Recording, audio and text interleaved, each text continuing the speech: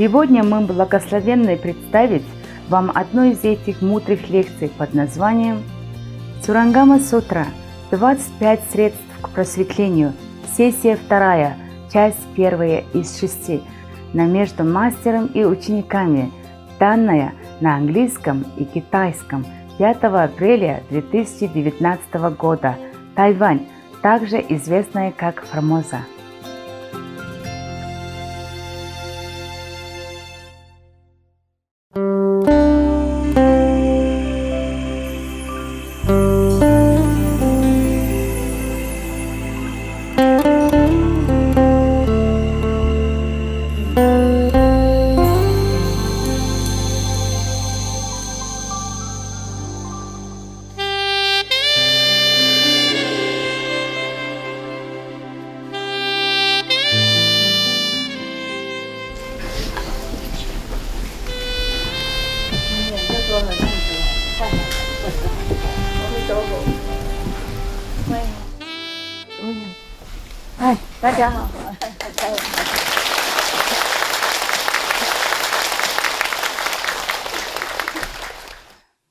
Do you like to see some northern performance from United Korea? Yes. 多少 yes 举手 Shake hand, right hand. Okay, good. Then I will invite them to come. They're from Pyongyang, okay? The dancing artist from Pyongyang. Pyongyang, you know Pyongyang? Do I have to tell you where? Here is Korea, okay? Seoul, Taiwan, Korea, Taiwan, Southern China Sea, Taiwan, Korea, Seoul, Pyongyang. Because the dancing artists troupe, Pyongyang troupe, they wrote me a letter. Yeah. They say they are very touched that I like them, that I'm concerned about Korea. So they wanted to come to perform for me, free of charge. They even say that, free of charge. Yeah, normally very expensive to invite them, They say free of charge. Oh, I never had anybody offer free of charge before. It's me always offer free of charge. So I was thinking maybe they should come on the Korean Peace Day, huh? Yeah. You don't have time to come anyway, so we Taiwanese, we enjoy. 3 more weeks. 3 more weeks. Whoever can stay, you're welcome, okay, huh? They'll be very happy to come. Free of charge. Imagine that. Very famous troupe from Pyongyang. Want to offer me free of charge. The whole troupe, the whole group. A lot of people. Yeah. Very kind people, eh? Then we will see them, if you stay. If not, we only the Taiwanese enjoy everything all ourselves. Today, there was a joke on SMTV, The mother come in and say, you have to go to school now. He said, I don't want to go to school. Why do I have to go to school? He said, because you are a teacher. I felt the same sometimes. Why do I have to come here? Yeah. Thank you. Yeah. Yeah.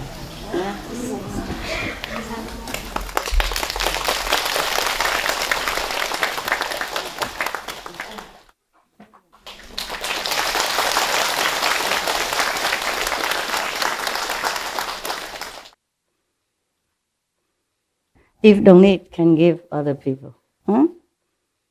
If don't need, can give to other nuns and monks who need.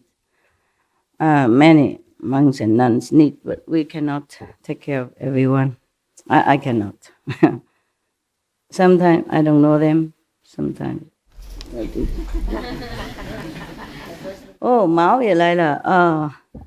那个先生毛先生也来了，大家好吗？好久不见了啊！Okay, very good.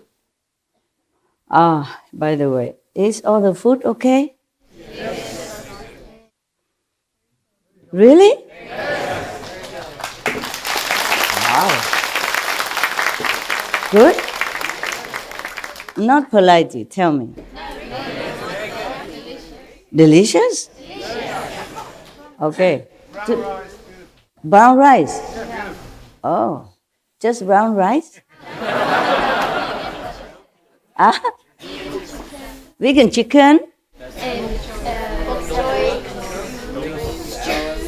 Stew? Salad? Fruit? Guava fruit? What else? Soup? Tofu? Pumpkin soup? If you're happy, it's good. Very happy. Salad also if for the raw people. If you need something special, you have to order in advance, okay?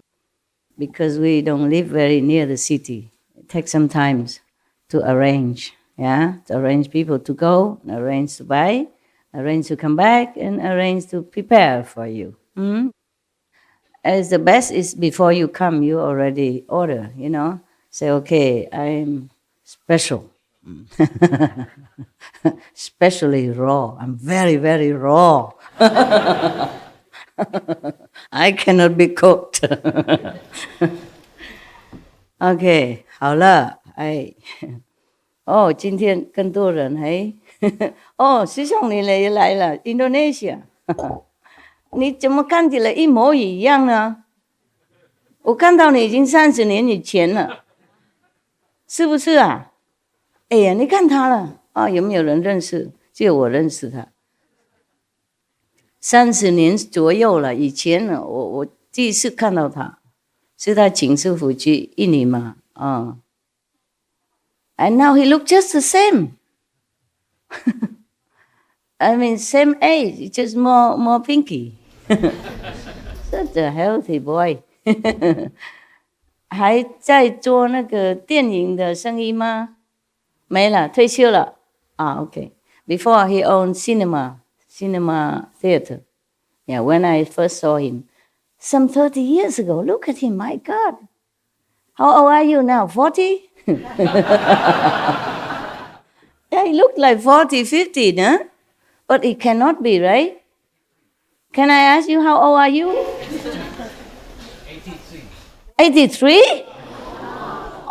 站起来给大家看看。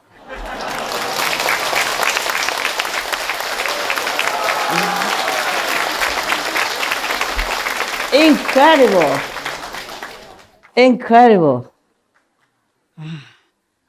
不敢相信啊！32不 ，no， 不是38， 83了，不是38 83了。还是这么好，还住一样的地方哈。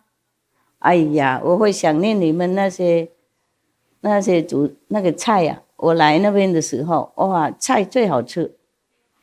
我现在想起来还喜欢的。他们不晓得他们家人煮的好好吃，也不是什么很豪华的什么，就是那个口味刚好。很高兴看到你了，好久不见了。还有你们毛跟那个周生意都好吗？还可以哈，还不退休？还没小孩都长大了就可以退了吧？Never mind， 那些是旧朋友了 ，OK， old friends， yeah, long time ago. This couple from Singapore and he from Indonesia. Yeah, give a good impression of their country. Lovely people. Okay, now we go to India. You like? Yeah, let's take a flight. In our heart and flight, free of charge. Yeah.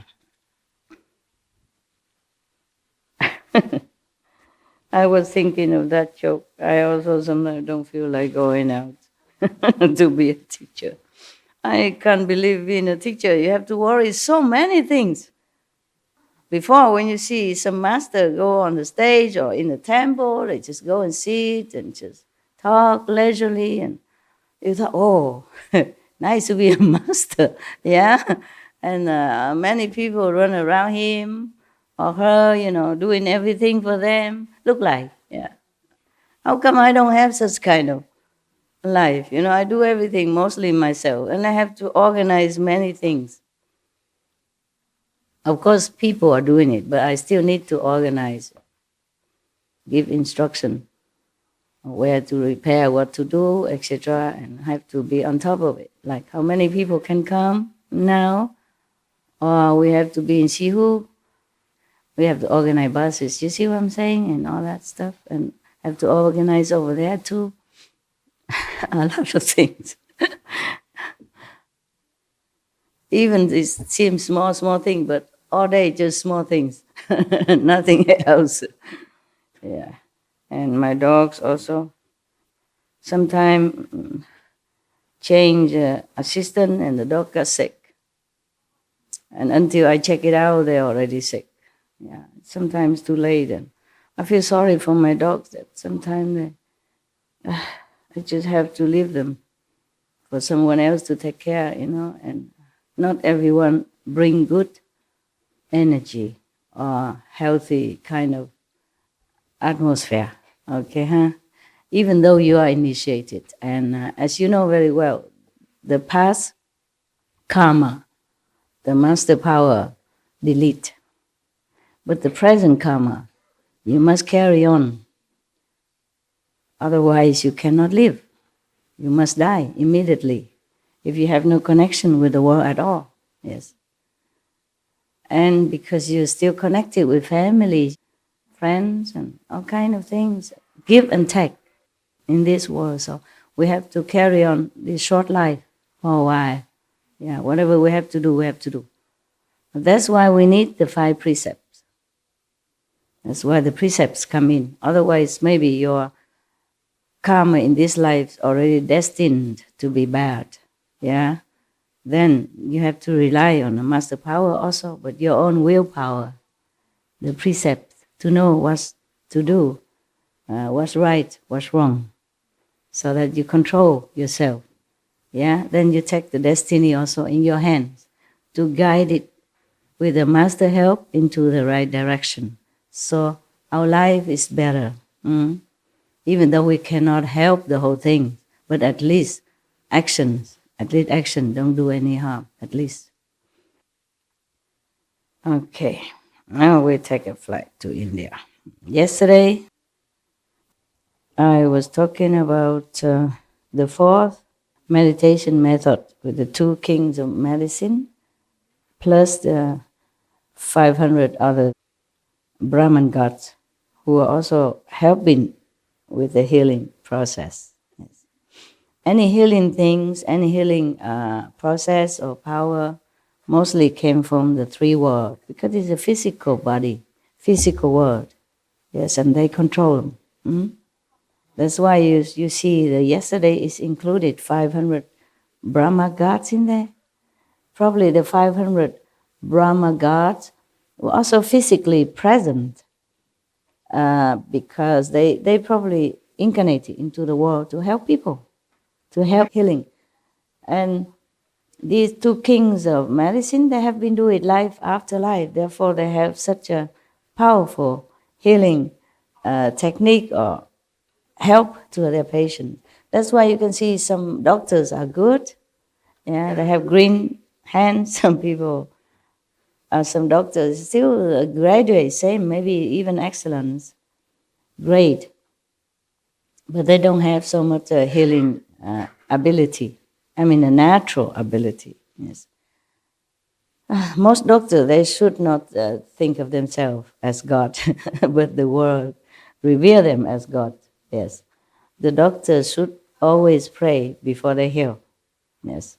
In India, there are such like that. I was invited into some doctors' houses. I told you already.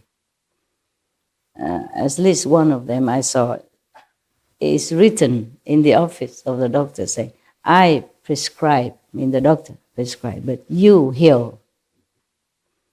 It should be like that. And remember the story I told you about the Indian boy who wanted to marry me. Just one first glance. Jeez, that was fast. I thought the Western style of life is faster, but the Indian, they are fast. Yeah. He was very good looking, yeah, young. I was much older than him. He didn't know. Yeah. But maybe I didn't look that old, yeah. Long hair, shining hair. Mhm. Beautiful, walk alone with a white punjab. I think very eye-catching. He's on the horses, I'm walking. Most Indians, they have money, they ride on the horses. Because in the Himalaya trails, we don't have any other vehicles with the machine. Not even motorcycle. In some area, very short distance, maybe, but otherwise it's just climbing and a rocky mountain and small path. Therefore, they hire the horses, and then if the horses cannot go because some are too rough, for the horse even to climb, then they hire these laborers. Yeah, these are rich people. They do that. But I was no rich. I walk all the time, and I walk alone. Yeah, so it probably was ice catching. So he's young, you know what I'm saying? Yeah, and then still invite me to the mother, huh? Normally, mother is very jealous with any of the girl that the boy wanted to marry. Even marry, not just say, okay, let's get to know each other. No, it's serious. I was blushing. I didn't know what to do. Didn't know what to say. So I say, I'm still married. I was, not divorced yet. But still want to invite me to the house. And she's a doctor, no? The mother is a doctor. She is the one who invited me to the house. She said, nevertheless, come to look at us if you pass by. I said, yeah, if I pass by, I surely do. I did visit. And she was very simple housewife, not any air of a doctor or nothing, She sat on the floor with like Indian people, cutting vegetable and throw it out. The rest of the vegetable they don't use is throw it out the window, just like that. Chop, chop, chop. Good one put on on one side. Also on the floor. Can wash later, doesn't matter. Floor is good. Floor is clean. I put on one side and the other one just like this. Chop, chop, chop. Put one side, throw out. It doesn't matter because the cows in India, they roam free. They will pass by and eat it anyway. In fact, I did see it. I was curious. After she left to something, she goes some other room. I peep at the window. I said, oh, there's a cow eating it. So there's no waste. It's very cute. I didn't stay long. I didn't sleep there. Just passing by, say hello. And they give me meals. And very hospitable, the Indian people. Even the poor people from the remote area of India, they greet you with a smile and the God's name, Hari Ram Ram. Yeah. Oh, God be with you. Hare Krishna, Hare Ram Ram. They always greet you with that. Yes. But don't ask them where you're going because they always say straight ahead. Yeah. Straight ahead. And if you say something, they always seem like don't agree with you because they say, okay. They shake their head, but they say, good. Okay. That means yes, right? In India, this means yes. For us, this is yes. But for them, this is yes. I was very confused. I said, I did say anything wrong? I didn't. Why you always disagree with me? And if I ask the direction, straight ahead. Yeah, maybe the rural people, they did not learn too much English, so that's the few words they know. All you know is straight ahead. Well, that's where you should go, actually. Yeah, where would you want to go? Straight ahead, no? Very good people.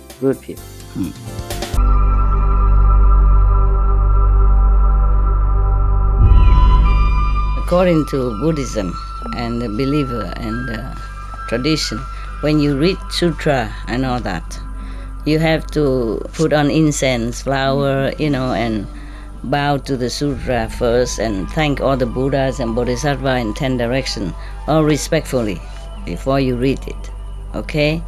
And then you cover the sutra also with silk or, beautiful cloth, and I just make it more popular. Yeah, more easy, simple. And I apologize to all the Buddha. I say if I done something wrong, according to the tradition, my heart is full of respect. It's just that I cannot always do that. So please, all the sin, whatever I've done wrong, is all on me. At least other people, they hear the names of the Buddha, according to the sutta, they will get benefit. Yes. So yesterday we said that the physician king and superior physician say that the Buddha asked them about, asked the assembly about perfect penetration. For them, as we have been certified, the cause of flavors is the superior means.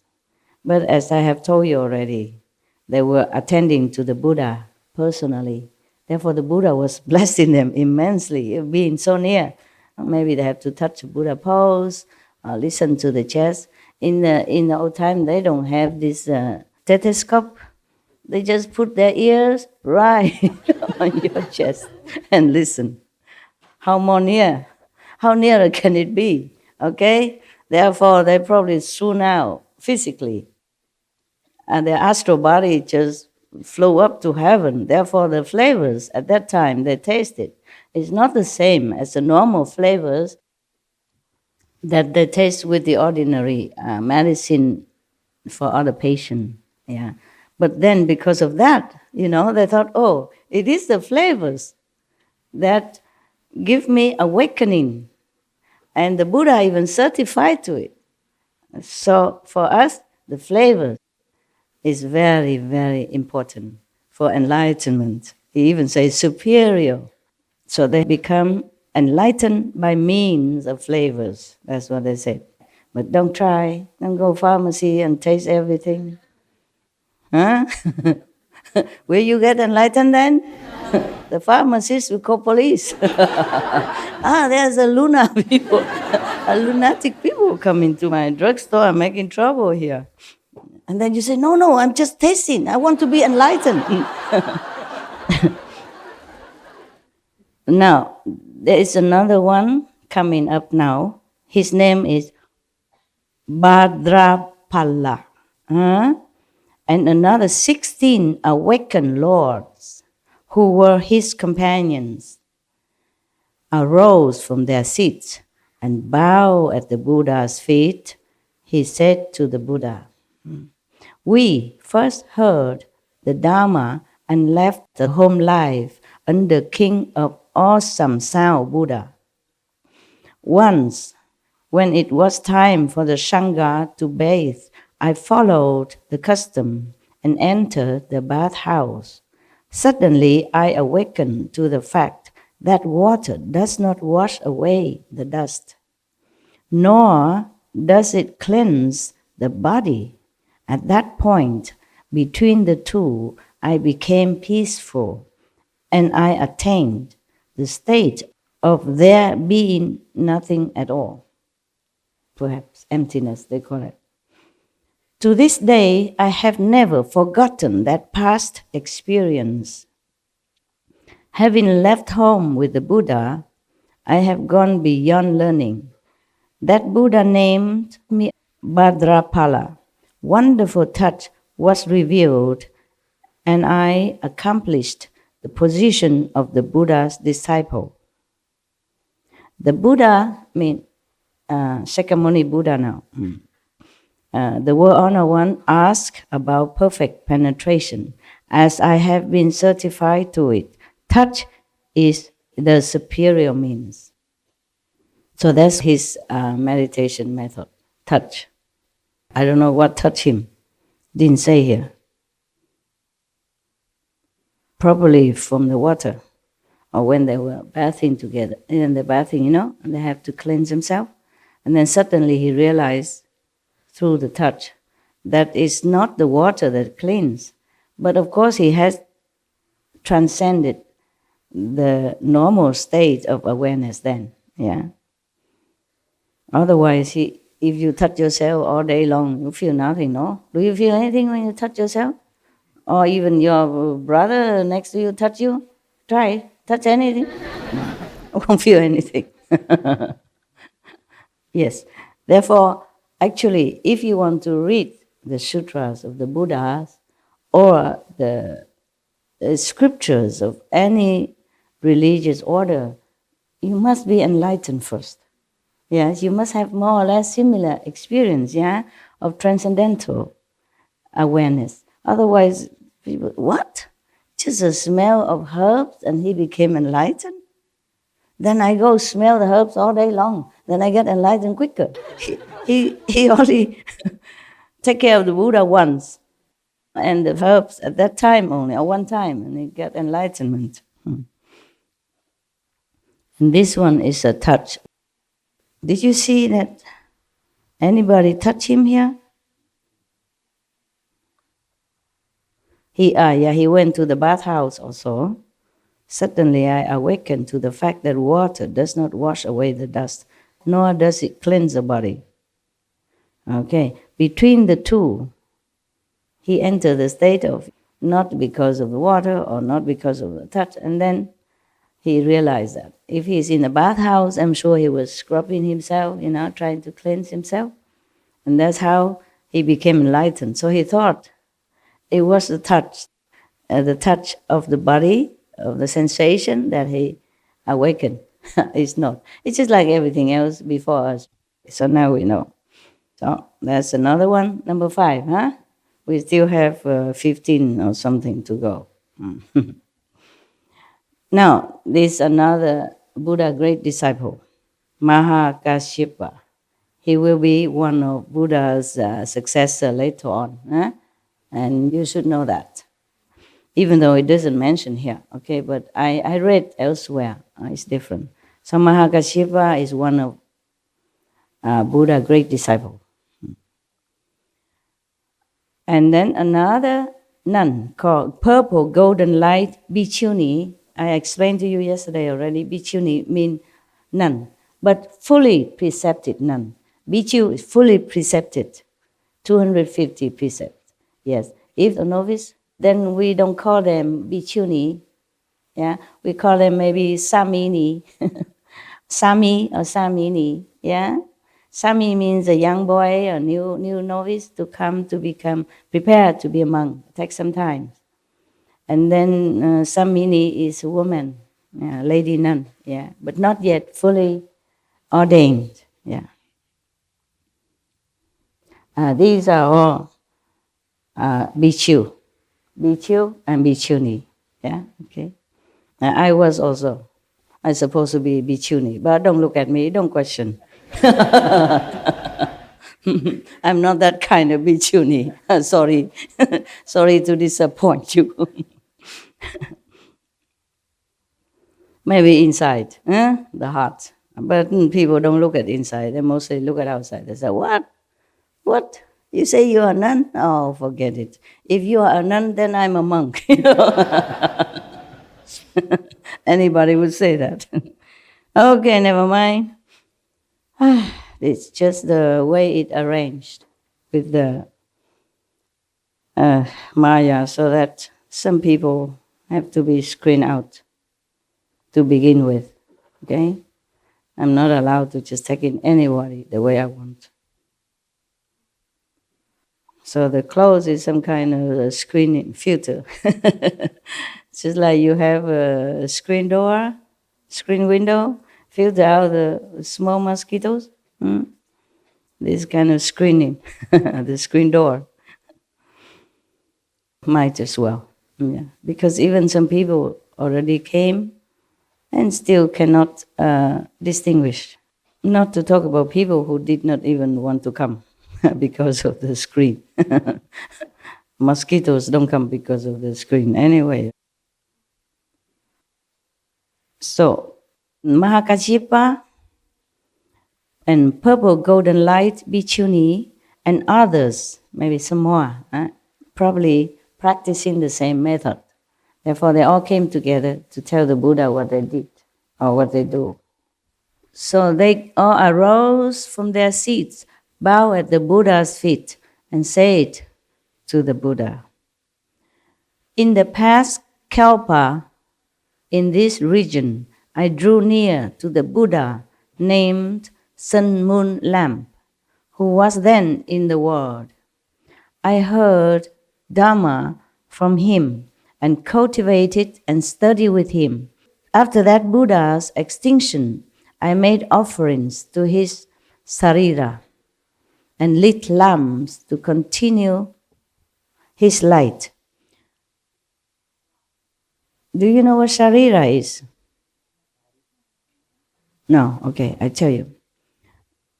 When some saintly people die, or in case this Buddha, any Buddha die, they will burn his body as a custom in India. And then whatever left over, solid substance, they will put it in a stupa. They build like a small temple and put the sarira in there. Yeah, sarira means the leftover from the Buddha's cremation. Or saintly people mostly call it sarira. Okay, most of the Buddha's sarira has become very beautiful. It's not like ordinary people after burned, not much left, or just ash, or just some little crumbs of bones. Buddha's body condensed into some kind of jewel, 7 color of jewel. You know, it's like, imagine it's, okay, do you know moonstone? Yeah. You know crystal? Yes. It is so clear between the moonstone and the crystal. Some clearer, some not. And it's about this big. Bigger than my thumb. 2 thumbs together. About this big. Okay? And round. And very beautiful color. People would put it in this kind of small stupa, they call it. Yeah. It's like a mini shrine. And mostly it's like triangle, yeah, and decorated, carved, scrubbed beautifully outside. And inside they put the sarira. It's a relic. A relic, yes, a relic, that's correct. Yes. You Indian? Nepal, similar, that's why they know a lot about it. All right then. So these 2 groups, the Bhadrapala group and other 16 retinue people, and also this group of Mahakajipa and Purple Golden Light Bhikshuni and others, they are retinues. They normally have their group, you know, like he's a group leader. They have practiced already in the past, as you can hear that already, yeah? Are you okay? Your eyes are red. You didn't sleep well? No, I'm fine. I'm just very happy. You were happy and you crying? Oh, why are you crying? Pure tears of joy. Truthfully, I'm so happy. We are all so blessed. You're happy? So happy, blessed, spoiled. We love you so much. Of and course, we're really I'm grateful. your babysitter. I sit here. And you feel safe, and of course somebody take care of you. But you go beyond what's necessary, Master. And I can't hear you at all. What? you go beyond what's necessary, Master. And it's just really so Beyond the touching. duty, you mean? Yes. Okay. So I mean, this like is my now. duty. Yeah. All right. Thank you. Thank you. I'm glad you're happy. Okay. You just like fans, you know, that's all. I don't know. Like those famous movie stars and singers, if they sit with you, let you come to their house, of course you're happy. Huh? Because even you're not coming to their house at all, you're not allowed to. You just stay in a big open air theater somewhere and you already, hoorah, hoorah, hoorah. Oh, oh. And here I let you in my house and entertain you every day. If you're not happy, then you must be crazy. I can understand that. Yeah. No, I guess it's different. I hope it's different. I hope you're not just my fans. Oh, whatever. Yes, I do what I can. I thought you didn't sleep well, your eyes red. So they practiced before, you see, in the past Kalpa, also in the same region where the Buddha Shakyamuni was at that time. They were practicing with the Sun Moon Lam Buddha, who was then in the world. At that time he was in the world. I heard Dharma from him and cultivated, and studied with him, etc., etc. And then after the Buddha Nirvana, she make offering to Sarira, and he lit lamps to continue his light. Maybe lighting lamps, normal lamps, to offer to the Buddha, or maybe she meant that she continued to teach people, because she said she lit the lamps to continue his light. So I guess that she was kind of continue his teaching lineage. Yeah. Otherwise, the normal light cannot be Buddha's light, nah? That's what I guess. Okay.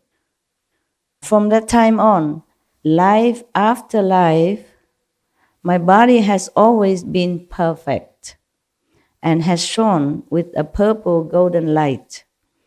The bhikshuni, purple golden light, and others make up my retinue. And we all brought forth the resolve for Bodhi at the same time. So that was their story. Yeah? She continued, I contemplated the world's 6 sense objects, change and decay. They are but empty stillness. Based on this, I cultivated extinction. Now my body and mind can pass through hundreds of thousands of kalpas as though they were a finger snap. Wow. Meaning time has no control power over this bhikshuni and her retinue. So that was the talk from Mahakashyapa, introducing also purple golden light bhikshuni at the same time, also telling the Buddha what practice he has been doing. That was in the past kalpas. And imagine, they remember everything from the past kalpas. You remember anything from yesterday? What did you eat yesterday? Not even that, yeah. Well, congratulations. Your memory is extraordinary. Extraordinarily low. So that's what they do, you see? So based on the emptiness of mental constructs, I accomplished a hardship. The world honor one says, in the Shakyamuni Buddha, because they stop from one Buddha to another, so I have to tell you which Buddha that they were saying. Before there was his past Buddha, master, and now he talked about Shakyamuni Buddha. So the word honor one says that I am foremost in dutta practices. Wonderful Dharma brought me awakening and understanding, and I extinguished all outflows. The Buddha asked about perfect penetration, as I have been certified to it. Mental constructs are the superior means. What is mental constructs? Anybody can explain to me? Philosophy? He's been telling you all this and now you don't even know what mental constructs are. What then? No? Don't know? Oh, okay. You pretend again. Make trouble for me. Then I don't have to explain. Just no mental constructs. That's what it is. Actually, because they have nothing to do with us anymore. No? We could also read through to see how many methods the Buddhas, monks and nuns have been practicing all that time. He said that he contemplated the world's 6 sense objects, that they change and they decay, so they are just empty. Based on that, you see, he cultivated extinction. So now his body and mind can pass through hundreds of thousands of kalpas as though they were a finger snap. Don't know. What if I say I also don't know? Okay? What? What does that mean? He's using his intellect, his mental power to observe the sixth sense. You see that we know. Touch, smell, taste. What else? What else? The sixth sense. Okay. So he's using his intellectual power, mental power to analyze this. And it's also a kind of contemplation, you know, concentration. Thus, he became enlightened. Yeah. People use different faculty to be enlightened, okay? Yes. Even sometimes practice the same method. Therefore, people has different experiences inside.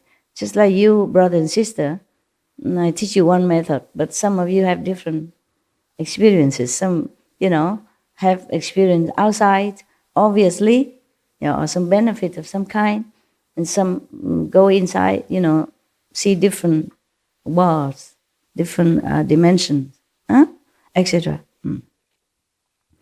So this is what he did in order to get enlightenment. Therefore, he said to the Buddha, mental constructs are the superior means, because he think, or the sixth sense object would be deteriorated someday or another, but the mental capacity would still remain. Yeah. Therefore, he said that his body and mind is belonging to the mental domain, yeah? So he say he still have it. And his mind can pass through hundreds of thousands of kalpa, as if with a finger snap. All right. So he think if you use the mental power, the mind power, then you can be enlightened. Just be more observant, more concentrating, using the mind. Our method don't use the mind, except just to repeat some protective kind of phrases. Yeah, that's we have to use. Otherwise, it's not the mind that we use to observe or to analyze anything. You see, he did observe the sixth sense objects, and then he see that they are not permanent, not lasting. It's just the mind. Even the sixth sense object, he observed that they are all come, go, but his mind is still alert, still can see that. That means he think he use the mind to see things, to know things. So now is another one. His name is Aniruddha, another monk. Arose from his seat, bowed at the Buddha's feet, and said to the Buddha, "When I first left home, I was fond of sleeping all the time." It sounds familiar to me. He doesn't know I have more than just one. Join the club, brother. Yeah, if he's born at this time, he'd be happy, that he's not a lonely sleeper. Nah? He can just sit here and feel in his element, Poor thing. He's born too early, no. If he's born at this time, he'd be so happy. Yeah, sit among you and feel it, wow. We are the same element. We really brothers.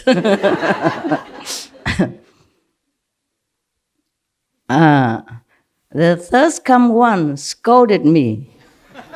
Well, I didn't. But at least the Buddha is more strict. You see that? So if you blame me for being too strict, well, I'm only the disciples of the Buddha in strictness. Yeah. The thirst come one scolded me and said, "I was no better than an animal, oh God."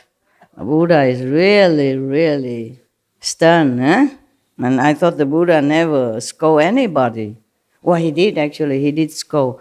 The sutra I read, he did scold his son. Yeah. His son was as children, he was so young, little boy. And he said his young stomach cannot bear one meal a day. And he said that he is meditating too long, he cannot bear, etc., etc. The Buddha scolded him. Say that, you see this, I remember something like, you are the son of the Buddha, and it's like something worthwhile, yeah? But if you see the basin that I used to wash my feet with, can people use the feet washing basin to eat or to put something more valuable in it? So the Buddha meant that if he is not trying hard, he'll be just like a useless, common, not much worth utensil, something like that. But here he says you're like an animal. Ooh, wow! I didn't know the Buddha can be so strict. I forgot this. Yeah, at one time I read somewhere else also, Buddha story. One bhikkhuni, addicted to garlic. She also always go to the lay person's house and ask for some garlic. One day the lay person don't have any garlic in the house, so he told her that she can go to his field and take some by herself, because he was probably busy or something. And she went there and take a lot or something. And from then on, the Buddha said, whoever eat garlic will go to hell. Just to eat garlic. Probably he was angry because she damaged the field of a lay disciple, which being a bhikkhuni, you should not. Yeah, and you should not be so addicted to something that you have to be so dependent and became so less dignified. Buddha probably was angry and saying, don't eat garlic, but she still sneakily going and doing that and damaging people's property. I would also be very angry. Yeah, because that is not a representative of enlightenment. Yeah? All right. So, go back to this monk, Aniruddha. When I heard the Buddha scolding, I wept and upbraided myself. For 7 days, I did not sleep, and I lost the sight in both my eyes. He tried too hard to open his eyes. Probably maybe put a toothpick or something to keep it open or in front of the light so that he don't sleep. Yeah. This go to extreme, typical disciple. When I say I want a banana, they bring me every day a lot. Even the whole village cannot finish it. Yeah. And one time they bring me these Vietnamese, they call it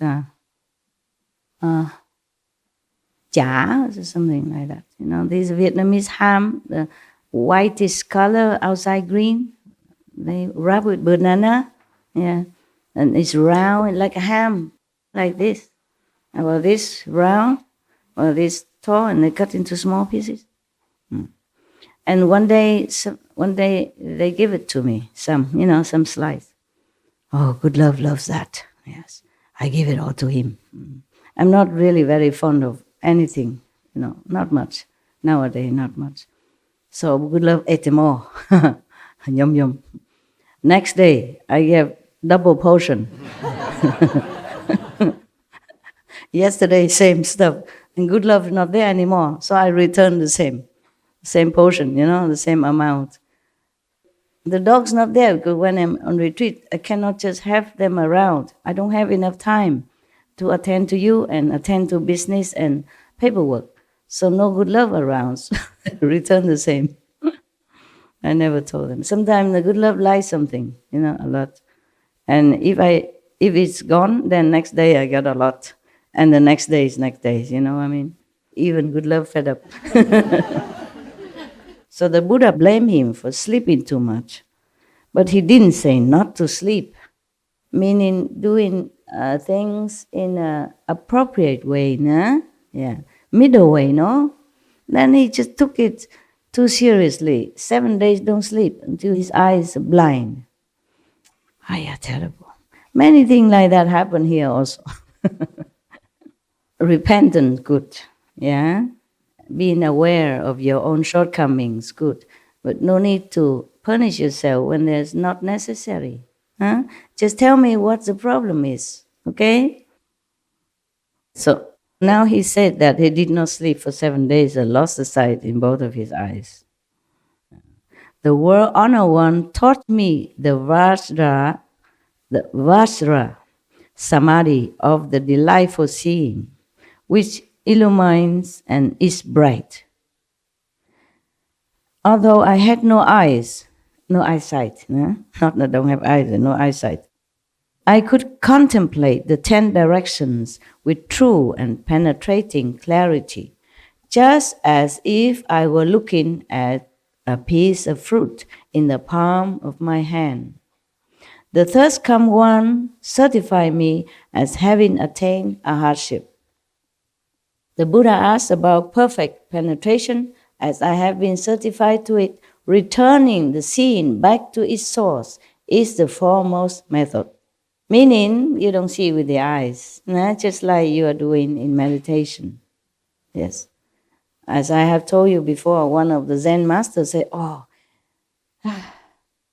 if he knew, the nature of our own primordial, luminous, and glorious self, he would be better being blind, deaf, and dumb to begin with.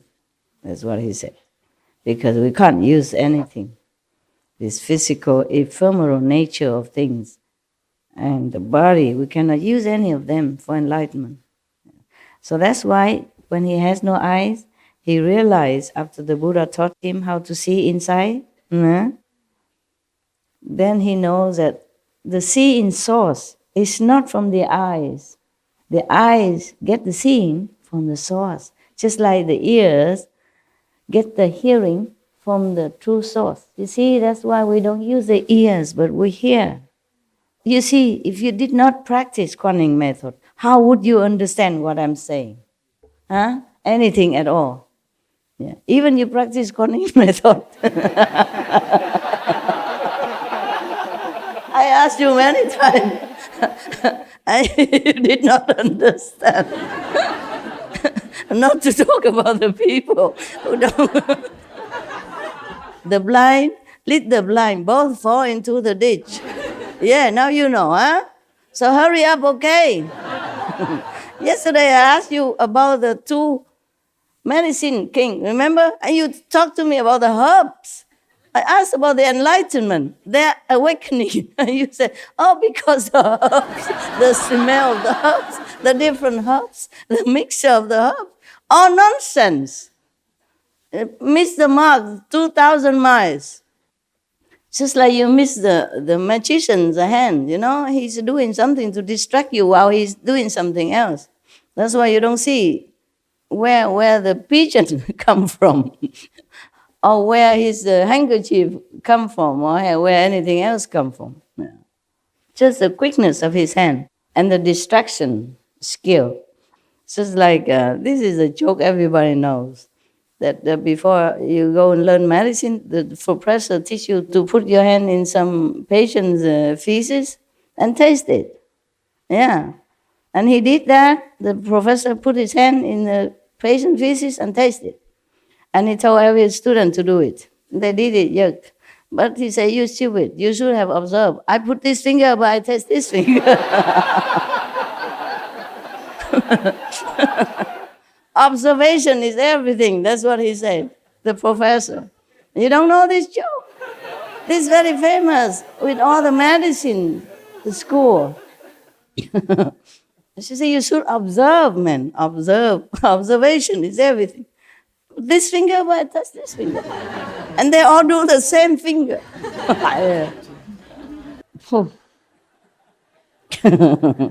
You can laugh at people's expenses, but how about you guys? Yeah, we can get easily distracted by some unimportant factors or unimportant movement or some unimportant object, and we do the wrong thing, and think the wrong thing. All right, so we continue. Yeah, returning the seeing back to its source is the foremost method. But seeing only, not yet the Kuan Yin method. Most master, they don't teach you everything. Or maybe that master only specify in that scene. Most people nowadays, or most maybe master or Zen teacher, they only do the seeing, only do the meditation seeing, concentration, or breathe, yeah? Something like that. Or observing the body, something like that. Or observing the natural of the impurity of the body, yeah. And then until you see only skeletons in front of you. Something like that, yeah? But very rarely teach Kuan Yin method. Very rarely, yes. Only some like we know, like Sakyamuni Buddha. Those famous masters all the time up to now all teach Kuan Yin method. If you read carefully, you see. Even Milarepa also, yes. Milarepa master also teach Kuan Yin method. That's why before the master give him initiation, he know nothing. He just build bricks and houses, and then get scolded every day and beaten up even until bleeding. And the wife of his master, Maba's master, must help him to put some ointments on his back. Yeah, he has such a heavy karma because he killed so many people using magic. Using magic is already a no-no. Using magic to kill the whole village is even the greatest no-no of any time. So his master has to painfully cleanse it that way first before he can be empty, pure enough to receive the great teaching. Nowadays, some masters are very compassionate, just teach you without checking you anything. So if you met such, some Indians master like that, should really appreciate. I'm not talking about me or anything, just in general, okay? General. His master has many disciples, main disciples, who can transmit the Kuan Yin method, like Kuan Yin messenger nowadays. So Milarepa sneakily went to one of his chief disciples who can give initiation and asked for initiation. He faked that the master sent him. So his chief disciple believed that and gave him initiation. Nothing happened. No light, no hearing, nothing. So the chief disciple was wondering, could it be that our master did not allow this? That's why he did not get the experience. So later they found out that he cheated. Get more beaten from master, more house to build. I think it was his wife, the master wife, sent him there. Said, okay, you go there. Yeah, don't get beaten anymore. Go there and ask that disciple, say, I say so, or something. Nothing happened. Yeah, his time is not come yet, okay? He's not ready. He's not worthy. At that time, Maba don't teach a lot of people, you understand? Many disciples, but not many as many. Yeah. Not all masters are empowered to teach many disciples. And not all masters came to teach many disciples. And not all masters take enough power with them to teach the large assembly. Some people teach only a few, like Bodhidharma. Yeah. Not like he not powerful, but at that time, he can only use so much power to teach a handful of disciples, 5 of them, and maybe some other sub-disciples. Buddha teach many thousands, yeah, but at that time, he could teach more.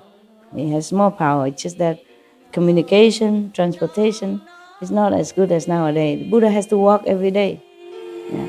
So now, there's another monk coming up now. Kusdra Pantaka arose from his seat, bowed at the Buddha's feet, and said to the Buddha first, I am deficient in the ability to memorize and do not have much innate intelligence.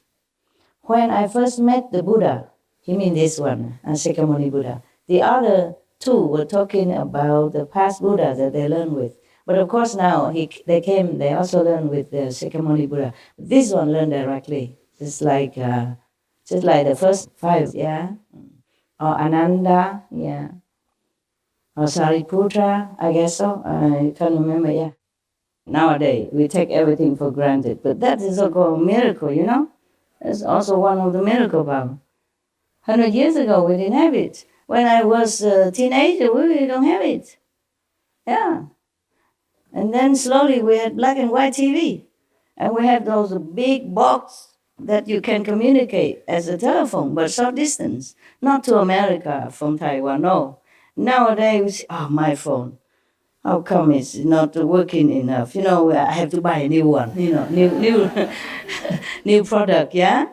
Or new iPads or iBox or whatever that is. Oh, man. You know, not enough that there's a number 6, you know, iPhone number 6. Have to buy number 7. Yeah, new coming. Yeah, staying all day, all morning, all night in front of the eye office in order to get some eye, new eye, the first eye, you know, and then boast about it. Oh, I got the first 10, top 10, whatever, yeah? Remember, you know, right?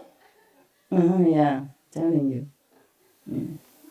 This is not good enough. Must be more. More eye. Yeah, my God. We should be thankful every day, you know, really. Because I am so thankful that when I took a hot shower this morning and I was having a warm shower, you know, I said, wow, how wonderful. How wonderful that I even have hot water, running hot water. You know, in Himalaya, you don't have.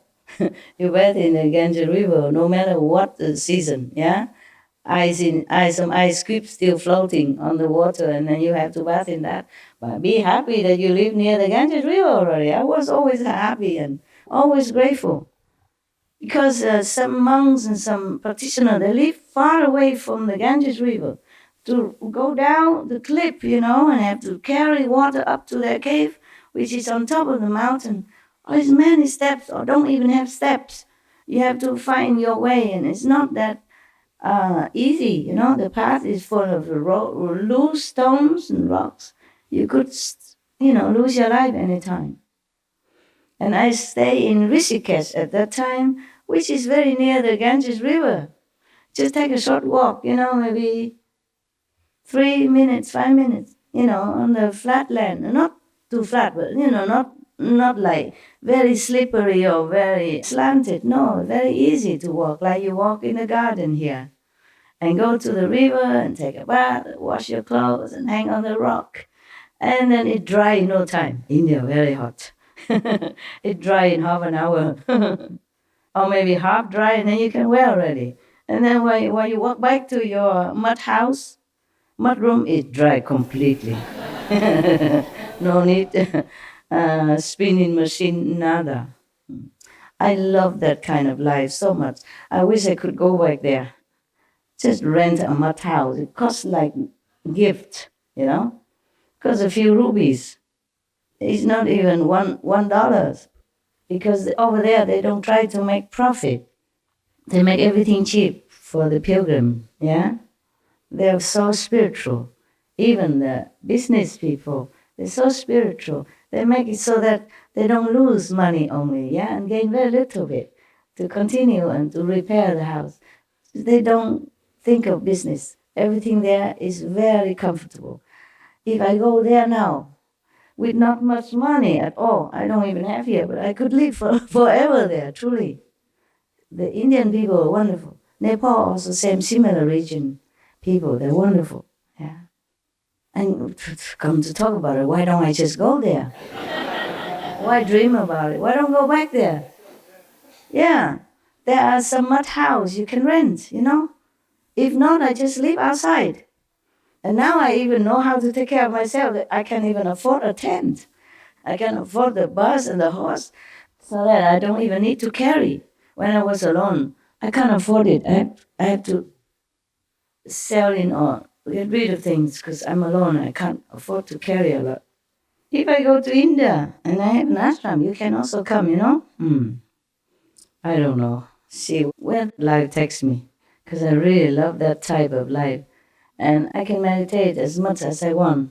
Evening, I climb to the roof. It's flat, mud roof, flat. There's no ladder. I was so good. Now I cannot do that. At that time, I just climb up like nothing. There's some little hole in the mud house, and you just use your toe to grip on it and it come up. Nowadays, if you pay me, I won't dare, Truly, at that time, I was kind of invincible. I do anything, go anywhere. Drink dirty Ganges water from the downstream on the lowest area where the lepers living up there, on top, higher up. Nothing happened to me. Has a big fever going to Bodh Gaya in summer, when the heat hit you, like you could not even walk. You walk like this.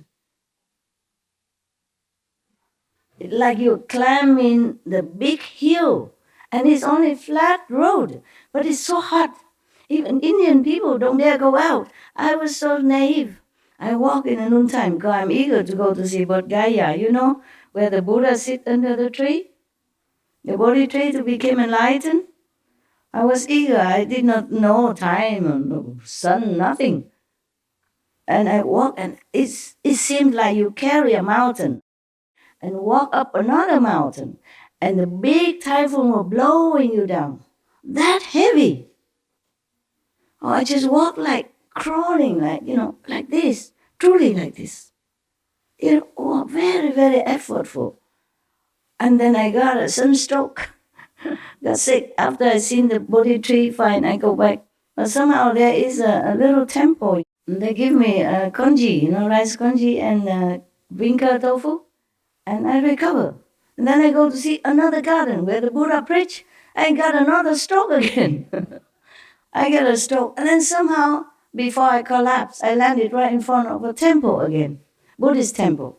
And one of the lama there, he's a lama, but he is purely vegetarian. And he cooked me vegetarian food and take care of me until I recover. He put me in a bed and cover me with it like something with a net, but the structure, cover me like this. He touched my forehead and said, "Oh, big fever." Yeah, big fever. He talked some Chinese. Big fever. He didn't say high fever. Big fever. Oh. And then he cooked for me vegetarian. I said, "Is all this vegetarian?" He said, "Yes, I'm vegetarian myself." And later, when I was first in Taiwan, I sent him some vegetarian food from Taiwan because he didn't have much there, It was such a big heart, yeah. In front of us, I don't know what is a deer park garden or something, I forgot. Or Varanasi, something. Yeah, I forgot. There was a temple. I just landed up in some temple like that. When I really needed, I had no more strength left. Just collapsed, in front. So they took me in and take care. And just simple congee, like rice soup like you eat in the morning, and tofu, bean curd, that's it, and I recover. I said, "How did you know how to cook rice soup?" He said, "My master taught me, if somebody's sick, you don't give rice, you give rice soup." Yeah. His master is a Taiwanese, a monk, Taiwanese monk, and he's vegetarian, of course. Yeah. Yeah, it's so many. It's miracle all the time, yeah? There's no problem, no big deal. I was so eager and anything for enlightenment, so I just go here and there, do anything without considering me as a very fragile young woman. Yeah. But God takes care of everything. Like a book we said, no? God takes care of everything. He did truly take care of me.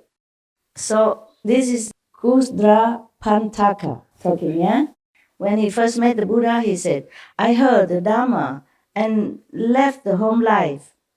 But when I tried to remember one line of a verse by the thirst come one, I went through 100 days, remembering the first part and forgetting the last, or remembering the last and forgetting the first."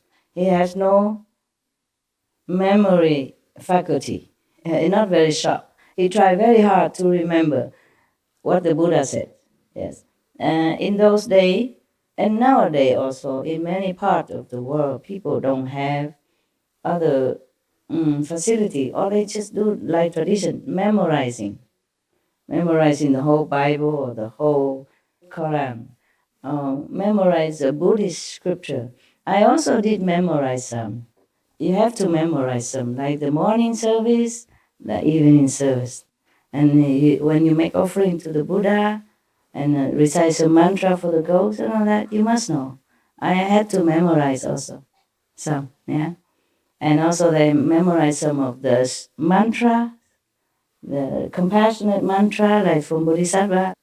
It's a long mantra, yeah, or some shorter mantra. But evening or morning service, you have to remember. You cannot just sit in front of the Buddha, bowing, and reaching. You have to prostrate to the Buddha. And, oh, I forget. What was it, Buddha? What was it? What was the last part before? Oh, I forgot. You have to learn by heart, yeah? Like you have to make offering to the Buddha. I learned both Chinese and Vietnamese. Yeah, in the morning you have to make offering. Yeah, like Gong Yang Jing Jing Fa Shen No Che No Fo. You make offering to different Buddhas, and then you make a mantra for the ghost, something like that. It's like chanting. It's very nice, very beautiful. You have to learn the whole process. Yeah, you cannot take a book. Oh, where was I before? Over here, I can ask you, where was I? What did I say? But in front of the Buddha assembly, how many monks, many nuns, and you have to read fast, like everybody else. You can just, wait a minute, I forgot. Wait, all of you, wait a minute. So then, this monk, he has no memory kind of talent, yeah? So then he tried to remember the first, then he forget the last. Remember the last, he forgot the first. Yeah. So the Buddha feels sorry for him. He said here. So the Buddha took pity on my stupidity, yeah, and taught me to relax and regulate my breath. You see, the Buddha teaching breathing now, so that he can be more relaxed. Yeah, the Buddha also teach breathing technique now. Yeah. I contemplated my breath thoroughly to the subtle point in which arising, dwelling, change, and extinction happen in every sana, every nanosecond, he said, okay? Every ksana, that means nanosecond. In Sanskrit, it says kasana, yeah. But he realized every nanosecond that because he contemplated the breath thoroughly, yeah, until to a very subtle point, so that he see the arising, dwelling, change, and extinction happen all the time in this world or the other world. Yes, every nanosecond, something new arise, something change, something exists, destroy every nanosecond. So he continued, my mind suddenly attained vast non-obstruction until my outflows were extinguished and I accomplished arhatship. Beneath the Buddha's seat, I was sealed and certified as being beyond learning. And he's already enlightened, yeah. And no need to learn any book or any instruction anymore. Just continue to meditate, to continue further, yeah. So, and the Buddha asks us about perfect penetration, as I have been certified to it. Turning the breath back to emptiness is the foremost method. For him, yeah. The Buddha say 84,000 method, yes? So, the Buddha taught him this breathing method. But it's not a normal breathing that you get enlightenment. It's not. You have to turn it back to the emptiness. There will no more breath at all exist. Before the breath even come. That's the original emptiness. That's how he get enlightened. So, you think you want to learn this? Breathing? Some people still do. They have pranayama and they have breathing technique, yeah. And all kind of things, yeah, yes. There are different teachers teach you different things. In India, there are many methods, okay? They have some royal technique, hatha yoga, and other thing, yeah, they call different names, yeah. So now, another monk arose from his seat. His name is Gavampati. bow at the Buddha's feet and say to the Buddha, I have mouth karma, created from a past offense. I slighted a shamana, and in life after life, I have had this cow cut sickness. Because he probably cursed one of the novice monk before, many lives before. And life after life, he still had to have that cow cut sickness, okay? So the third come one taught me the mind ground Dharma door of the purity of a single flavor. My thought was extinguished. I entered Samadhi and contemplated the awareness of flavor as not having a substance and not being a thing. As a result, my mind transcended all worldly outflows. Internally, this is a result. Internally, I was free from body and mind, and externally, I abandoned the world. Not like going to the moon, I guess, no. Meaning he not attached. I left the three existences far behind, just like a bird released from its cage. I separated from filth and wiped out defilements. And so my Dharma I became pure, and I accomplished a hardship. The third come one certified me in person as having ascended to the path beyond learning. See that? This is another method that the Buddha taught him.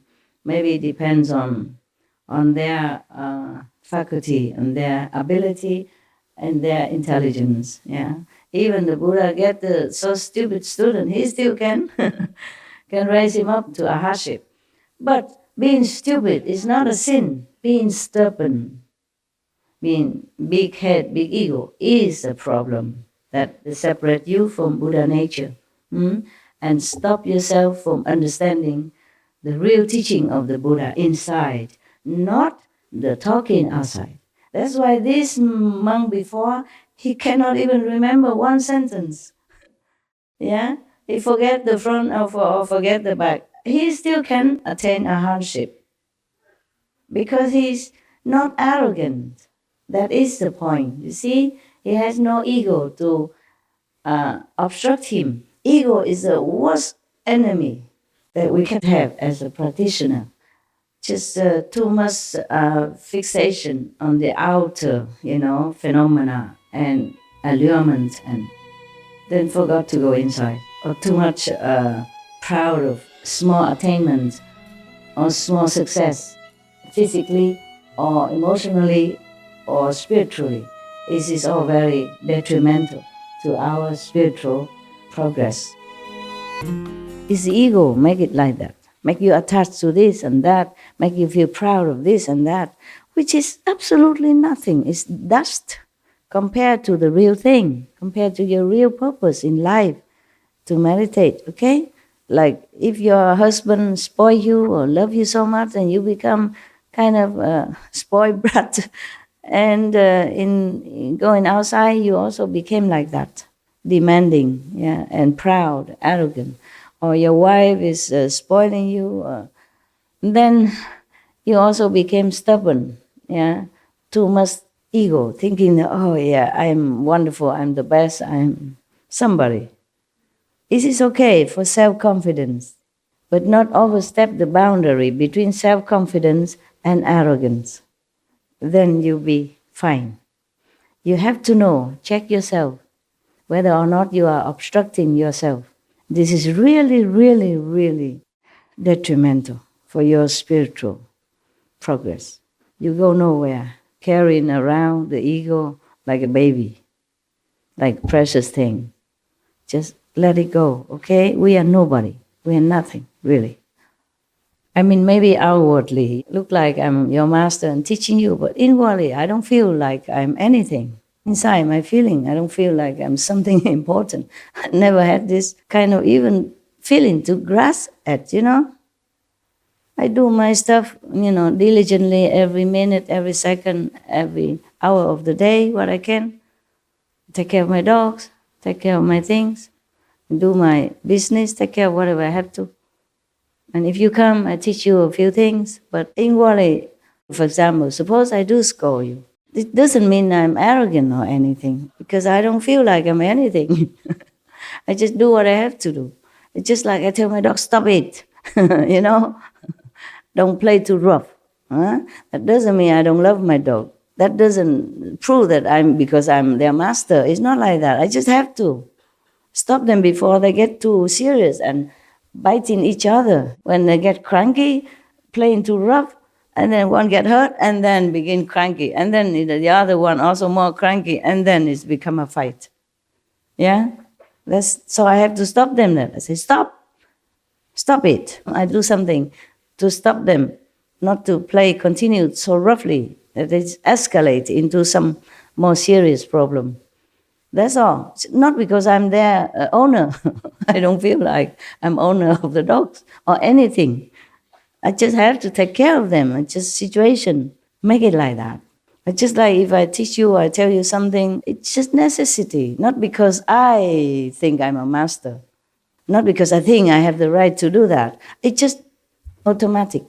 It's spontaneous. So love doesn't always mean smooth talk or nice treatment. So get it quite clear. Yeah. But don't pray that I scold you either. If all of you here come and ask me to beat you up, scold you, then what else would I do? Then we can forget the whole Suragama Sutra or any sutra or whatever. Yeah, just beating, scolding, beating, scolding, beating, scolding. Hundreds of thousands of disciples, scolding, beating all day long. Like Marfa, Milarepa's master. Like what? Like how Milarepa's master was beating his... His disciple. He is only one disciple. There's thousands. Look around you. And they haven't not all come here yet. Not all of them are here yet. Thank God that the world offer them jobs. Yeah, not all can take holidays, yeah? And thanks God that some women and some men do marry them. Can't get rid of us, Master, Yeah. but you can at least get rid of some. Yeah, get rid of some. Yeah, through jobs, through marriage. Children, thank God they also have children. And friends, and parents, yeah. And mortgage, yeah. And car to pay, Television, machine, all these are keeping them somehow. Yeah, otherwise how do I manage? Now we go back to the Buddha's business. Another man called Gavampati, okay? And he has a problem with the mouth. It looked like a cow cut, cow mouth. So the third come one taught him mind ground Dharma door of the purity of a single flavor. And then he became enlightened. Yeah, and he has no worldly outflows anymore. He transcended. Yeah. Internally, he was free of body and mind, and externally, I abandoned the world. I left the three existences far behind, just like a bird released from its cage. You know what the three existences? Any of the nun, monk, tell me? Thưa sư phụ, ý nói là vượt khỏi tam giới. Yeah, good. So he had transcended the three worlds, liberated. Okay? Yes. The three worlds is always destructible, perishable. Above the three worlds is a more permanent, okay? Not destroyable. From the fourth level already, yeah. So he feels like he's away from everything that is worldly, filthy, and not pure. Yes. And he became a heart. The third come one certified me in person as having ascended to the path beyond learning. The Buddha asked about perfect penetration, as I have been certified to it. Returning flavor and turning awareness around is the superior method. What returning the flavor? And turning awareness around. Turning awareness around. The same like what you do every day.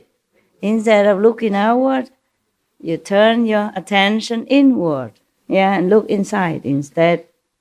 So whatever flavor it is, you return it. to the original of all flavors.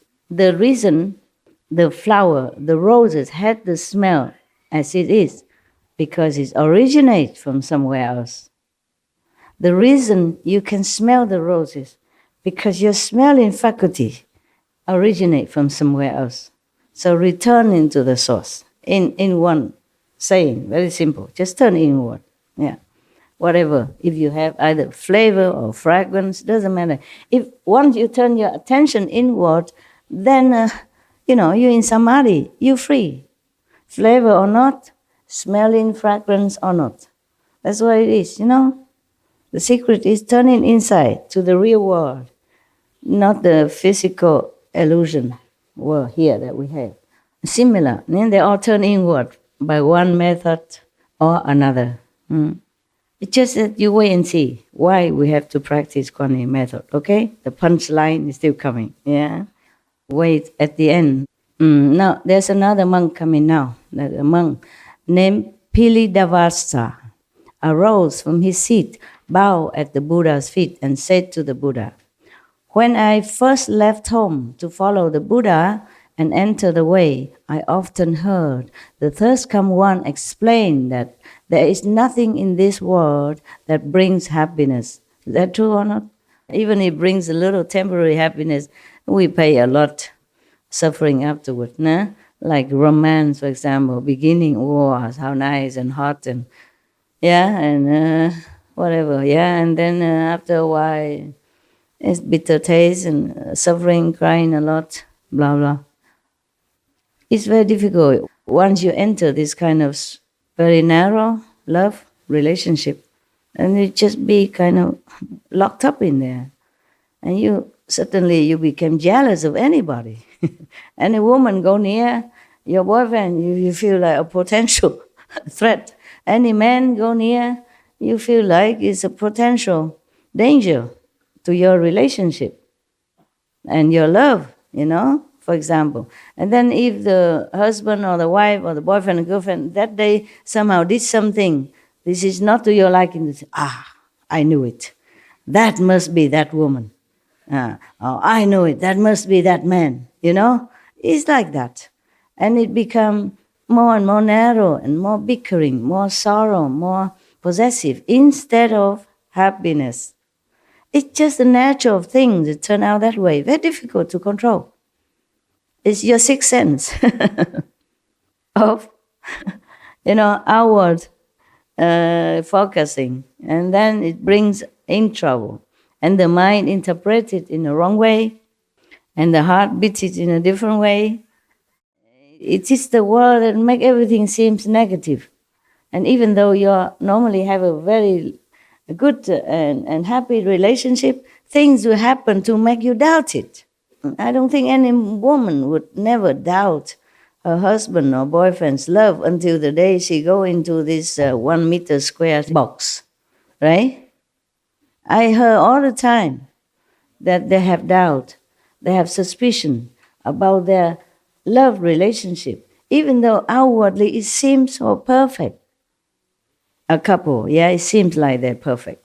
But there's never, always, spotlessly, no suspicion.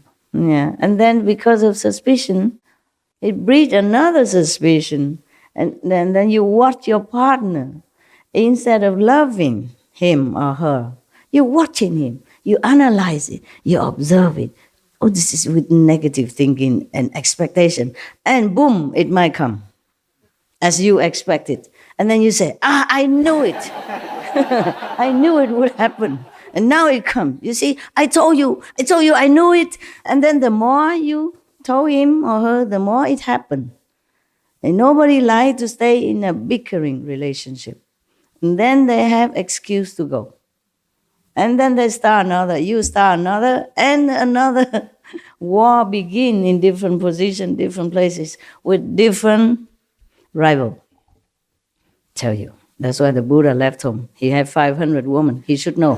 500 concubines. He should know. That's why all these monks listened to him, because they trusted him. If the Buddha who has 500 wives doesn't know, who else would know? So you got to trust him and be a monk. Be single, yeah? No wife, no woman. Huh? Trust him, be monk like him. Yeah, so that's why 2,000 monks always surrounding him, not wanting anything else, not wanting woman or anything. Even Ananda was already captured by a most beautiful woman and experienced artisan, of that time, most beautiful. And have even the Brahma mantra, the most powerful charm mantra of all time. He was already captured and trapped in there. Even then, he prayed for Buddha, please help me. I just want to be a monk. Believe that? Because they trusted the Buddha. The Buddha is full of experience, not just in heaven, but on earth as well. So all the monks never waver, huh? Maybe that's what it is. Maybe that's why they all became monks. Even though being a monk is not easy. You can't even look at any woman. When you walk, you just look about 1-2 meters in front of you only, huh? And then you don't even think about it. But later they did that naturally. They don't think anymore in that direction because they trusted the Buddha, yeah? Then they all became very pure monks. That's why they became arhat or bodhisattva so fast, so quick in a shorter time, because they trust the Buddha completely. Yeah. Maybe I should have 500 husbands before I became a master. Then all of you probably became monk or nun already. Then I don't have to take care too much. All of you, I just give you each one bowl as a souvenir. Then you go outside. Take care of yourself. And maybe bring some back to me. And now I have to take care. Tell the kitchen do what? Build a kitchen for you. Build a place for you to eat and worry about the rain that might fall into your cup and become a soup instead. Even staying in the cave far away from you, have to worry about your food, whether or not they cook good. Because you're all different nationalities. And the Korean would probably miss the kimchi, and the Westerner miss their cheese and, cereals, breakfast. Here we only have congee soup, all the same for everybody. Korea, Indian, German, English, America, no care. Eat or not. Only one choice, eat or not eat. Never mind, you won't die for a few days, will you? No, huh? You manage, right? You can bear the suffering, right? I feel sorry for you. Wow, what a suffer you have to go through. Eating congee instead of cereals breakfast. Nah? But you seem so happy, so it must be suiting everybody, just like we all practice one method. We all eat the same food. Don't worry, I ate the same with you, okay? I eat the same thing. Nothing extra, okay? I made them give me the same food so that I know whether or not they cook at least decent, okay? Swallowable. It's delicious. Oh, you are just too hungry, that's why. At home, you have a chance to go to your own kitchen. Nah? It's all right. You eat when you feel like. There are always some leftover in the kitchen. It depends on the cook. Miracles always happen. Because some chef come and he cook the congee a little dense. And some other come, it's like watery. I experience the ebb and flow of my life in the kitchen style, all the time. Some cook very generously, a lot, and good flavor. Some are just simple, very sparingly, yeah, as if you want to save money. Yeah, one day I had to kind of admonish them. I said, the workers, they stay here, or they came here to work, to repair all the area construction. They work from morning till night, and very hard, and also the weather is cold. And they are Chinese or Vietnamese, mostly Asian. And the way you cook congee like this, they don't have enough physical, stamina, strength to continue in the cold and rain. You stay in the kitchen. You can eat any time you want or anything. If you don't like it, you can always cook something for yourself. And you stay in a warm place inside the building. They have to work outside. You have to cook the congee better than this, thicker, okay? because they're Chinese or Vietnamese, they like congee, the rice soup. You have to make it more substantial. That's the only time I demand the difference. The rest, I normally eat whatever they eat. I don't really care so much. But sometimes I advise them, because sometimes the protein don't taste so good. And the salad just too plain. You put some more nuts in it, or the sauce has to be not too sweet. No, put some avocado in the salad so people have also more protein and essential quality, substance. Yeah, that's how I do. Okay.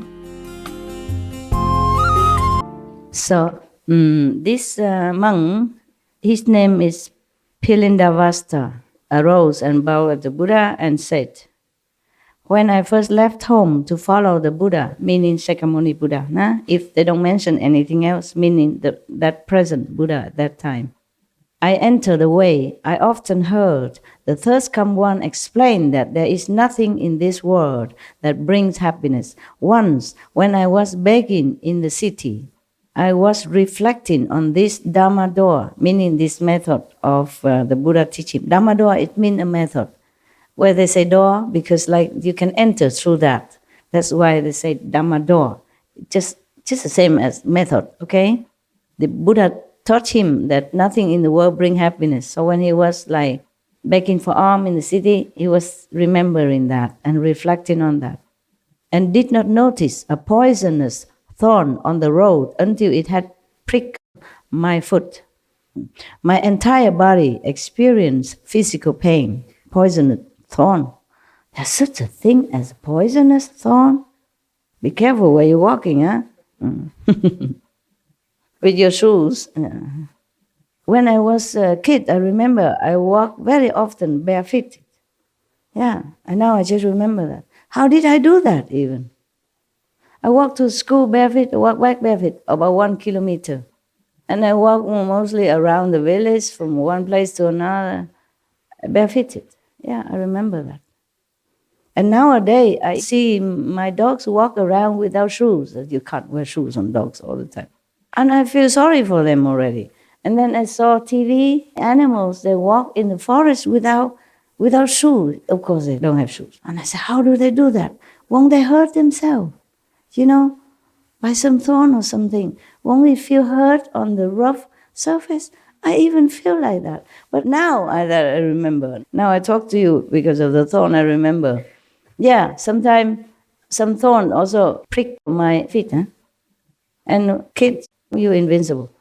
You just look at it, you try to pick it out if you can. If not, you ask some of your buddy, try to use. On the road, in the tropical, you always have some thorn, like a cactus thorn, or some bushes will have thorn. When they dry, or something break it, it's on the road, and it prick you, it pin inside. If it's not broken, you can just pull it out, If it's broken inside, it's a problem. But don't worry, I always have solution. There's the thorn that is dropped from the tree, that tree have other thorns. So I pluck one, and use that to dig a hole in where the thorn is and pick it out. Yeah. If I cannot do it because of the special area, I cannot, then I ask my friend. We are very expert because we all walk barefoot and we all have thorn. Now and then prick our feet. No? We are kids. Kids are the most wonderful time. We are invincible. Yeah? We fear nothing. We know nothing. And we stop at nothing. Yeah. I climb trees, float on the ocean. Yeah, I did. On the back. Just lay on the water. Floating. Yeah, and just enjoy the sun until my face burned. Could not even touch it. Until all the body, becomes so black and burned and red. And you come home, you cannot even touch the sheet. Nothing can come on your body. And I don't remember putting any oil, nothing. We were kids. We were just invincible. It will just heal itself. And we do it again. Not like have bad experience and stop. Because Vietnam have sea everywhere. Kids love to go to the beach and lay in there until the sun going, and then our body already all red and burns and suffering, and then go home, ooh, ooh here, ooh there, but then go again. Children, I guess the animals, they're also like that. Too pure, too naive, fear nothing, just walk on. So at that time, when the thorn pricked to the foot of this bhikkhu, he experienced the whole body pain, but my mind also had an awareness. Though it was aware of strong pain and recognized the feeling of pain, I knew that in my pure heart there was neither pain nor awareness of pain. There are two states of mind that exist at that moment of pain caused by the poison. One is the knowing of the pain, feeling of the pain. On the other hand, he knows that there is not true pain, no pain. Because normally when you have pain, you would just focus on the pain and you say, yeah, and then you cannot bear it and you try to, do this and that to take care of your pain or to try to ease your pain, but you don't have another awareness that nothing happened. That your real self has no experience of pain or damage or any trouble of any kind. So because he was in samadhi, he was already thinking of the method that the Buddha taught him. Therefore, he was already in samadhi while he was still walking. It's just like I told you yesterday, I'm doing some job walking, but I don't see things. I don't see the way it is. I see in the purity of my mind. Heaven told me that because you are so pure. That's why you see that so far the way you think it should be. And that because your soul is up, you don't see the whole world, but see a part of it only. That's what heaven explained to me. Because when I came back to the physical, the mind don't capiche anymore. So I have to ask heaven, okay, what happened? So the bhikkhu continue. Pilindavasa continue. I also thought, is it possible for one body to have two awarenesses? He was asking himself. Having reflected on this for a while, my body and mind were suddenly empty. Not like empty, but he's in samadhi. He don't feel the body anymore. Just like some of you sometimes, or even you leave the body and look down and see, oh, who's that? You sitting there, whoa. So old and crumpled. When you outside of your body, you are younger, vigorous, and happy and beautiful. And when you're a little bit older, you go out of your body, you look down upon yourself sitting there and say, who is that? Whoa. After 21 days, my outflows disappeared. I accomplished a hardship and received certification in person and a confirmation that I had realized the level beyond learning. And the Buddha certified him. So the Buddha asked us about perfect penetration. As I have been certified to that, purifying the awareness and forgetting the body is a superior method. Through that, he attained a hardship. Okay, purifying the awareness and forgetting the body. Can you do that? No. Maybe he don't feel this every day. But he attained to the ultimate of this goal, and then he can return to it on any time he wants. It's not like every day he go find a thorn, prick his body, fit himself just to see if the pain causes him this awareness again. It's just like some of the monks before, they have the awareness of secretive and pervasive at the same time. This monk also experienced a pain, but no pain at the same time. Well, this you must have. Even I have. Sometimes I have trouble or sorrow, but on one hand I know there is nothing can affect me. Very clear. As clear as the nose that I see on the chocolate face. Like that. Your chocolate brother. It's very clear like that. On one hand, you are feeling sorry with the situation or with someone or with the world. But on the other hand, very clear that nothing happens really. Understand what I'm saying? Yes. All right, I hope. But you do experience that. You do know that. It's just you forget or you didn't pay attention. Pay attention to your progress, okay? So that you know that you progress. And that encourage you to continue. That knowing that you go the right path. That's all. Not because we try to collect experience like medals or like trophies. Okay, we should know where we are and where we're going. The calendar. Super. Iron woman, right?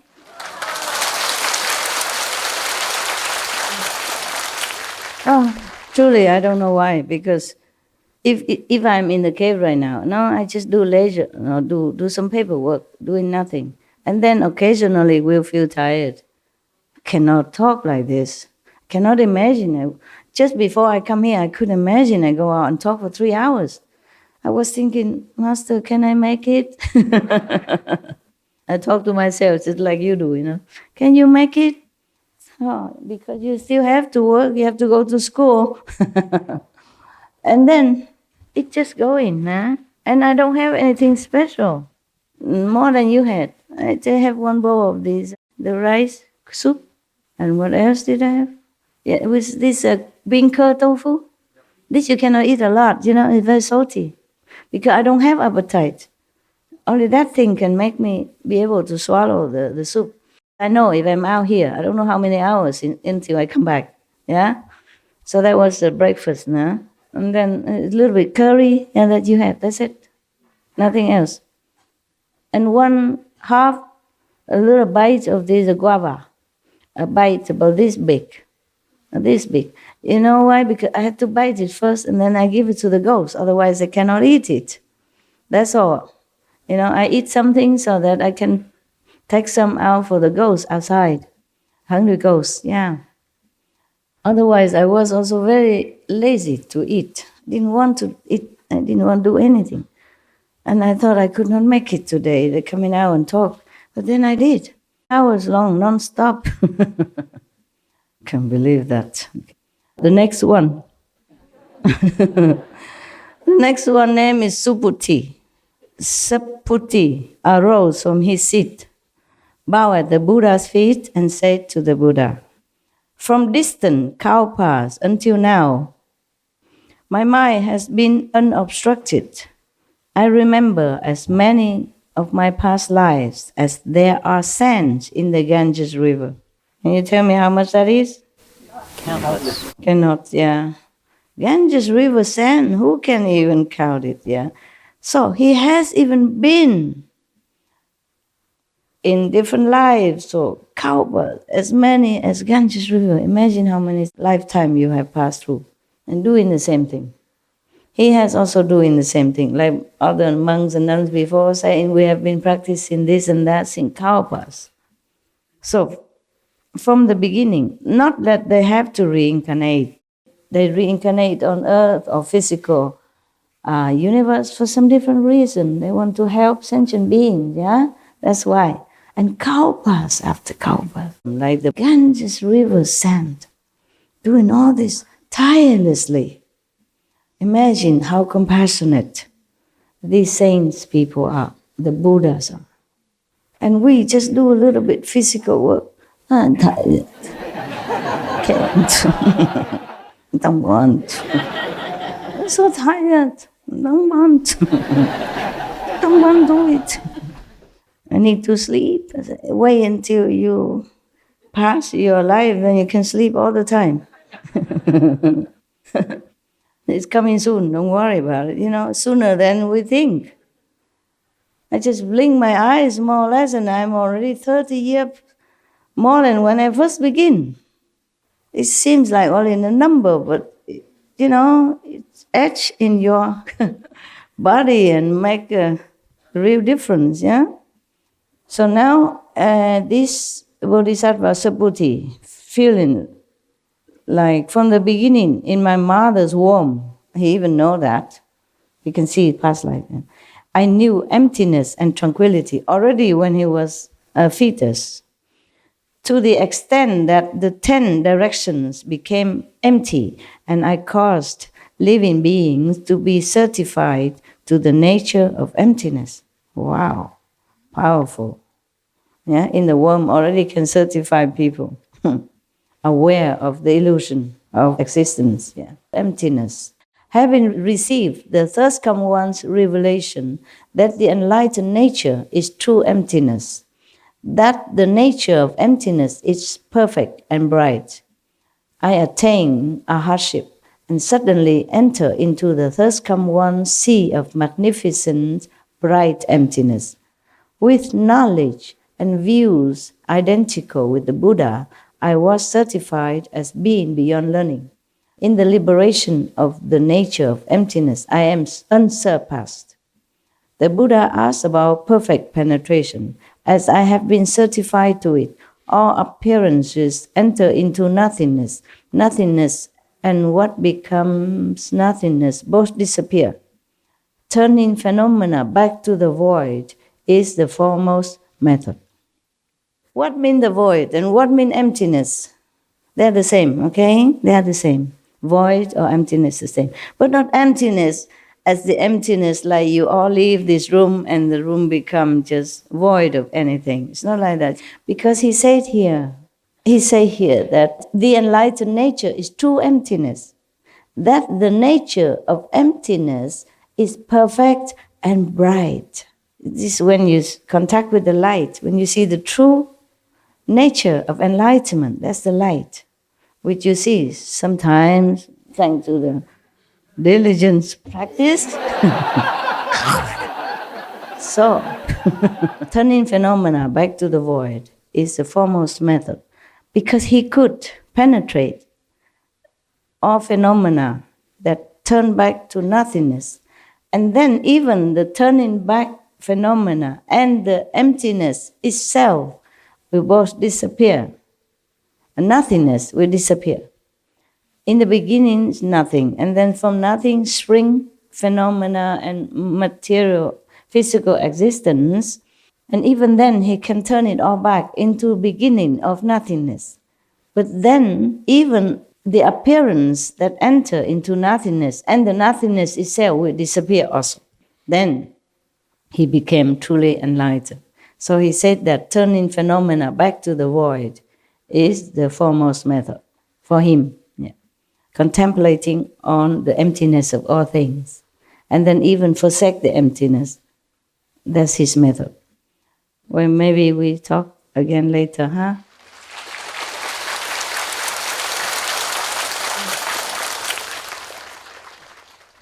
So, Sariputra will be the next. Huh? I mark it here. When you hear the name Kuan Yin Bodhisattva, then you know the calendar is almost end, because she has a big calendar. So we have 15 more. We had 10 already. 25 Bodhisattva will tell you different methods of cultivation. I don't blame you if you leave me. You have too much choice. Spoiled with choices. Okay. Monday, breathing. Tuesday, flavor. Wednesday, emptiness. Thursday, void. And Friday, touch. Saturday, Sixth sense. the sixth sense. And Sunday, take a rest, right? Even God have a holiday on. Take a rest on Sunday. Okay. Lucky God. Yeah? I don't have a break on Sunday. We should really thank the past masters, monks and nuns and scholars who had taken time to record the Buddha's teaching after the master's nirvana. And also for the past and present persons, lay or monks or nuns who have really dedicated themselves, sacrificed their time and precious health or under any difficult situation to translate this so that I can read it to you. And we have to thank them. And may they be blessed forever by all the Buddhas, past, present, and future. May their merit be immense. May they be liberated forever. Thank you. Thank you for being good.